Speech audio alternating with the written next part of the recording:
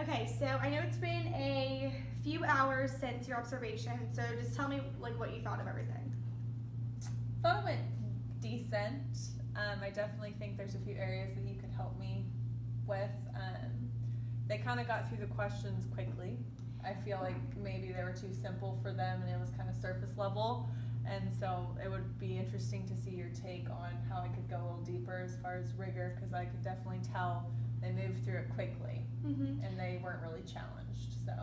Okay, so I'm glad you started to notice some of the things that I saw when I was in there. I wanted to make some comments. There was only one call out that you hit like immediately. And so when you were talking about your strengths, I really think that your procedures, how you went about things was really strong, especially when you made them call back the directions from that you said to them.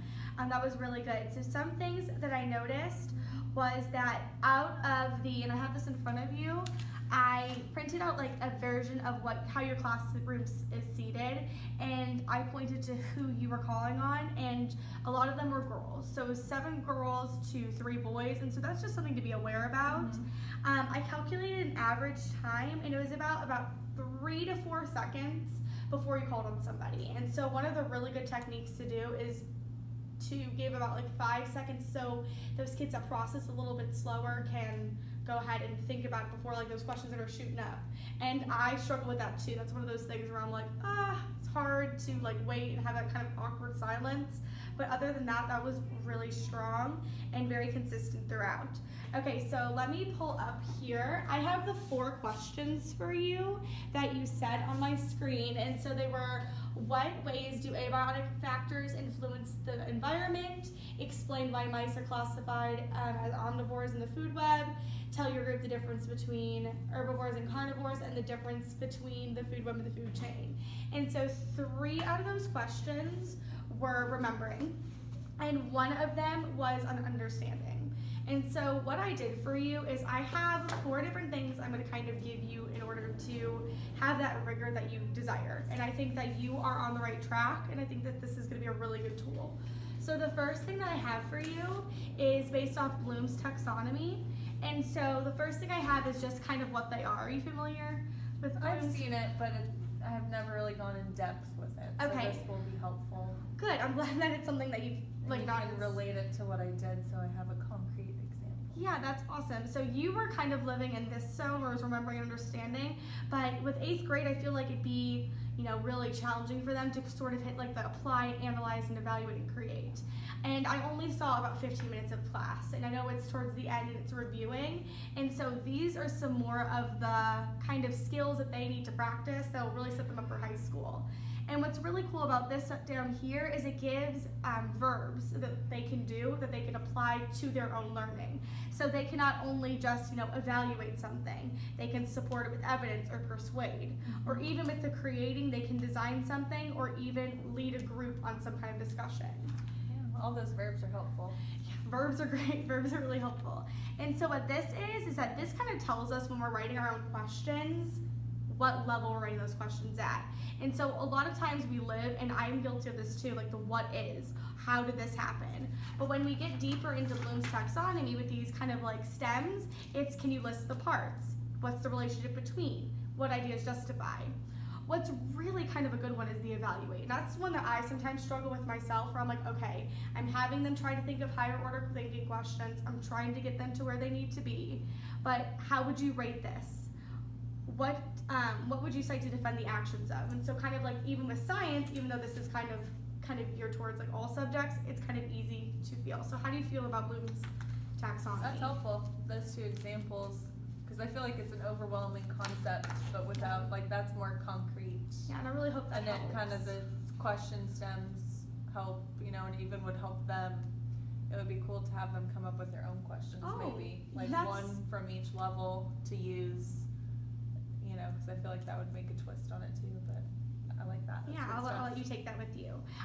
This is from Jim Knight's book. He is about instructional coaching, but he focuses on the big 4. And with content, he has something called critical questioning checklists. So it's kind of those things where we can stop and look at questions and think, okay, am I making these critical thinking enough? So it's like, do the questions help students organize information to be learned? Do the questions communicate how students should learn the content? So it's kind of taking a step back when we're giving a question and really thinking, okay, is this question really going to get them to where I need them to go? Because when you look at the NGSS standards, it's like, it's evaluate, it's analyze. A lot of evidence and support and claim evidence reasoning that we have to do. Yeah, there's a lot in science. And so I feel like this would be like a helpful checklist. What do you think of this? I like that too. Yeah.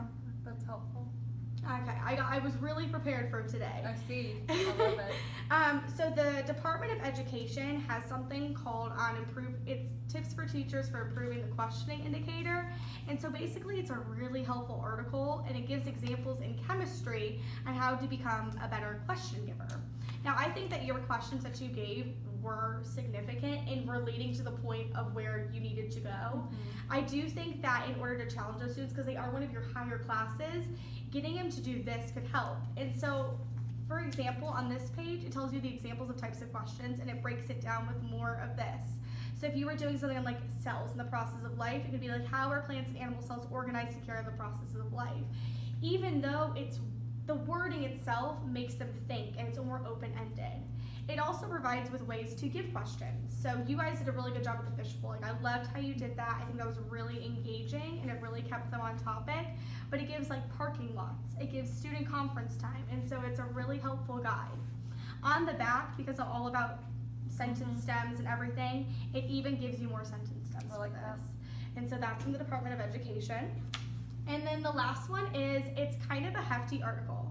It is called Understanding and Reporting on Academic Rigor, and it talks specifically about why rigor is important.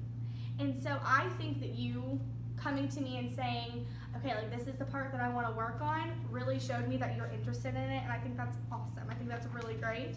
And so this article just has like teacher point of views, it has questions when giving rigor, and then how to use that rigor in assessment.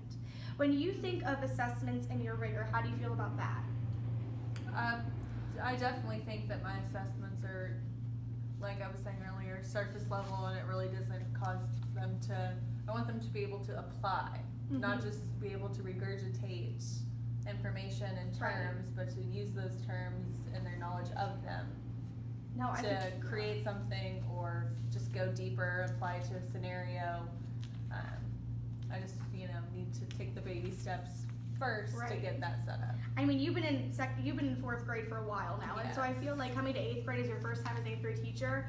That is something that's going to be a natural challenge, and I think that you have shown a lot of examples of doing really well. And so here is the example of a chemistry lesson, how they took something that was basic and into something that was a lot more like deeper in thought and more rigorous. And so this is just for you to kind of like use and help, but I really do think that the most like applicable one would be this with the question stems. If you could do your lesson again, what might have you done differently? Definitely come up with some different questions. I feel like the questions, like you said, were a lot of level 1. And now, like, if I were to have access to something like this with starters and like the verbs and stuff, I would come up with maybe one question from each level. That way my lower students would be able to access it with the lower levels, but then it also pushes my higher students with, these, level 6, like creating and just different ideas, like asking them more like scenario type things instead of basic questions, pretty much. Right, and I think that comes with like the topic of differentiation, how the way that we form our questions and the way that we, give those questions and how we present them to students really makes a difference to hit that like zone of proximal learning where they're like, okay, like here's where I'm stretched to a point, but I'm not overexerting. Or it's not so like, okay, what is this? Oh, memorization. Where they're having to apply and learn a skill rather than repeat it. Yeah, I definitely think that I can make it tougher on them. Not just with the questions, but just maybe more questions. Maybe I only did 4? So maybe do more, because like I said, they went through it really quickly, so if I come up with one from each, that would be at least 6 questions. And maybe have them write down or do like a jigsaw with, each group gets to answer the question to the group, or kind of extend it somehow so they can share their thinking. Right, but that collaboration part. Well, thank you so much for letting me in your classroom. I really do appreciate everything. Yeah, this was helpful. Oh, I good. love all these resources. Thank you.